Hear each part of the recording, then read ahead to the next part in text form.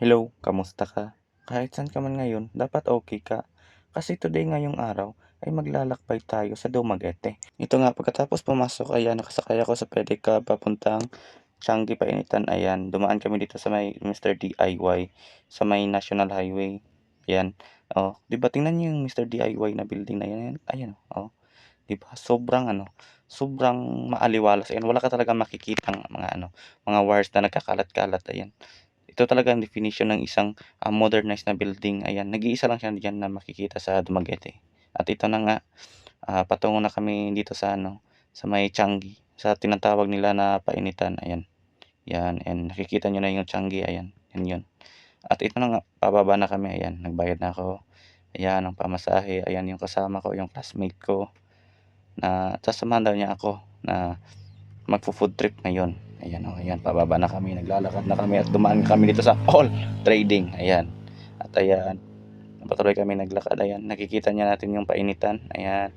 Oh, andito na nga kami sa Painitan. Ayan. Ito yung Painitan sa Dumaguete. Ayan. At dumiretso na nga kami dito sa stall number 15, Lydia's Painitan ni Nanay Lydia. Ayan. Titikman natin yung sikat na sikat dito na 1055. 10 na puto, 5 na toppings. Ikaw na bahala kung anong gusto mong toppings. Peanut butter ba with condensed or chocolate with condensed or chocolate with peanut butter. Ayan. At ayan na nga, minimix na ni Kuya. Siya nga pala si Kuya Junjun at yan yung isa. Nagtutulong-tulungan sila na gawin yung mga yung order namin. Ayan. Umorder nga ako ng isa. Susubukan ko kung kaya kong ubusin yung isa. Tsaka umorder pa kami nga ng chocolate drink. Tawag nila dito Sekwati ba yun? Kung hindi ako nagkakamali. Ayan, minimix na ni Kuya. Ayan yung puto, nilagyan niya ng tsokolate. Tsokolate from cacao yan, pre. All natural yan, ayan. Tapos nilalagyan niya na naman yung isa. Kasi nga, dalawa yung order ko. Kasi nga, dalawa kami ng klasiko. At nilagyan niya ng Dorin na kondensada, ayan. At saka, ibibigay niya na yan sa akin, ayan. Talagang nakasmile pa yan si Kuya. Pagkabigay, ayan.